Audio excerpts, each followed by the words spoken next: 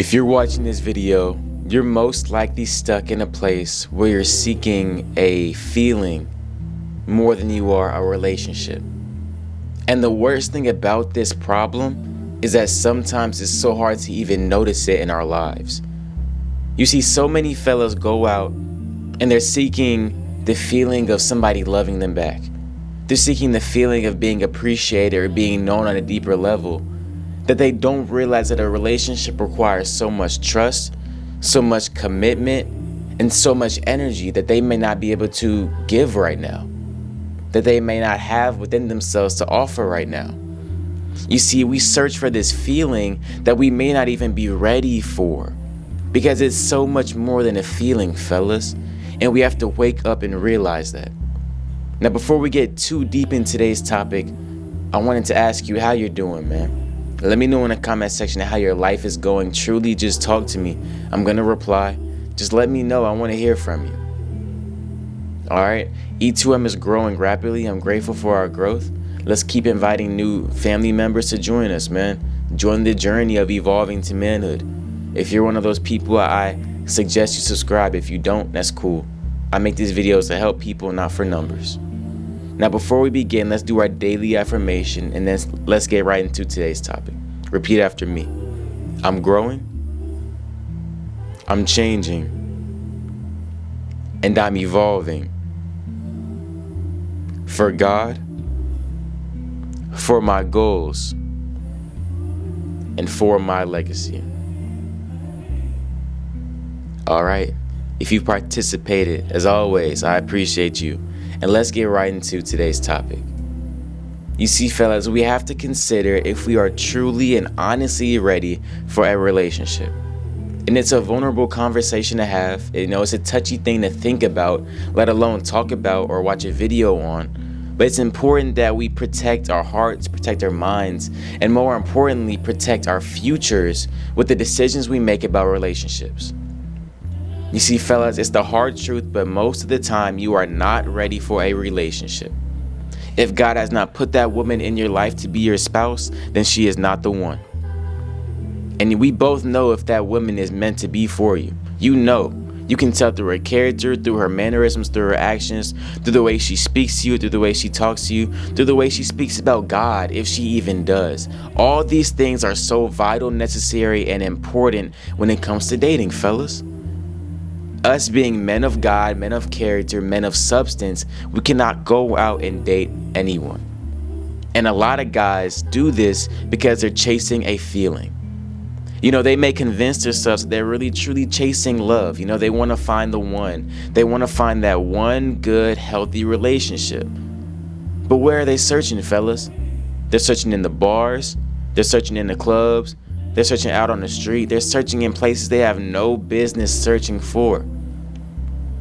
And oftentimes, we don't even look for godly characteristics or characteristics that would qualify for a good, healthy relationship. We're looking for ourselves and other people. And ourselves being broken and imperfect men, we cannot be doing that. Do we call it our worst half? Do we call it our same half? Or do we call it our better half? Do we want to find our better half? Or do we want to find somebody that's just like us? And we both know that we're not where we want to be in this life. So why are we trying to find somebody that's just like us, fellas? It doesn't make sense. It doesn't even sound right. We have to do better. We need to do better. Our futures, what we want to do in this lifetime, our goals and our dreams. I mentioned in every single video, our goals and our dreams require better. We cannot settle for average. We cannot settle for what feels good or what feels convenient. We cannot settle for feelings. What did I say in the last video? I said men are not emotionally driven. They are logically driven. We use logic. Women are more driven and more, they have more tendencies to be driven by their emotions. I'm going to say it like that. Is there a problem with that? No. But as men, we are hardwired in a different way. It's just who we are as men. So we have to make sure that we're using our logic when it comes to giving another woman access into our lives, fellas. Especially as men of God. As men of God, we need to be analyzing their characteristics. We cannot just let a girl into our lives because we know she believes in God. That's not enough. It has never been enough. The devil and the demons in hell believe in God. So who's to tell me that a woman cannot seek manipulation over you or seek destruction over your life and believe in God? It happens. A majority of believers in this world are not righteous. They do not have your best interest in heart. A lot of people don't. You cannot just trust people just because they say they believe in God. You know, what does her actions look like? Does she get in her word? Does she give off the fruits of the Spirit? Is that what she gives off into the world? Is that how she expresses herself? Is she gentle? Is she kind? You know what I'm saying? Or is she more of a person that says they believe in God, you know, goes to church once a week, and then the other 6 days does what she wants? Is she somebody that will lead you to sin? Is she somebody that has your purity in mind? Or does she only want to fulfill her own lust? These are all questions we have to ask. And as men, we cannot be the person that's seeking to fulfill our own lust. So many men, so many guys struggle with lust. It's a real problem. It's a tangible problem. And I can attest to it because I used to be in that position. I used to have an addiction. I truly did. To watching things I shouldn't have watched. To lust. To sexual sin. Now, praise God, He has freed me from that addiction. But now I have to be more vigilant than ever to make sure that I am not chasing a feeling. I am not chasing an experience when that God has destined for us in the context of marriage. I am not chasing that over a true, genuine, and honest, healthy, God-serving relationship. I want that. I don't want whatever is over here. I don't want what's convenient or what feels good in the moment. I want what God has for me, because I know in my mind and my heart, even in my spirit, that that will be more beneficial and more fulfilling to my soul in the long run. You know, as men, we cannot get stuck thinking about the present moment. That's where that dependency on feelings comes from. The present moment. What feels good now? What's going to make me feel great now? What's going to serve me now? What's going to fulfill me now? No, fellas. God has more in store for us.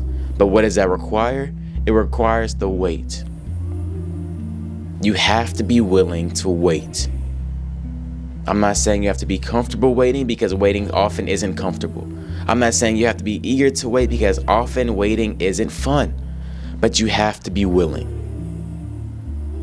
Man, God is speaking through me right now. I want to keep talking to y'all, man.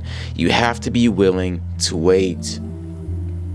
Because the best things in life take time. And as that time passes, you grow and you become more patient and you become more grateful. And when you finally get it, now you know what it means to have it. Now you know its value because you put in the time to wait.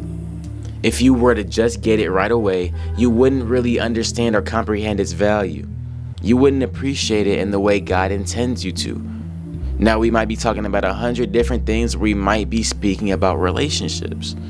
You know, if we wait, if we're willing to wait on the Lord, He will renew our strength. He will put the right woman into our lives. But we have to be patient. And we have to make sure that we're developing a man who is ready to receive the right woman into his life. We get so caught up with who the woman is, who our partner is, who the Proverbs 31 woman is, that we forget that we need to be that man that's ready to receive that man that's just as godly, just as God-fearing, equally yoked with the woman set before us. And in my mind, being equally yoked isn't just believing in Jesus Christ. Being equally yoked is being relatively in the same spot, faith-wise, on your faith walk, your faith journey as your partner. That's important. Because when you're equally yoked, you can both pursue the kingdom of heaven at the same type of magnitude, at the same strength, and at the same fervency. And as you both seek God, God will meet you in the middle and bring you two together. There's a great picture. I don't know if I have it on my phone. If I do, then I'll put it on the screen. But it shows two people walking in the field towards God. They can't really see to their left or to their right. It's a big cornfield, big tall grass. You can't see. But by trusting God, they walk towards Him. And guess what? There's a crossroad. And at that crossroad, the two people meet each other. And that's where that relationship is blossomed. That's where it happens. But you have to have faith in the wait. And you have to believe in God. And stop chasing this feeling, fellas. Stop chasing it and chase a true, healthy relationship that's going to serve your life and add to it instead of take. Alright, fellas, that's all I have for you today. If the video helped you, let me know in the comment section. I want to hear from you as always. I hope it did, honestly. I felt good making this video, so just let me know. Anyway, it's good to see you. I'm praying for you always. I hope you have a great week. Let's keep growing and changing and evolving for the better. And I'll see you in the next video. Let's evolve to manhood.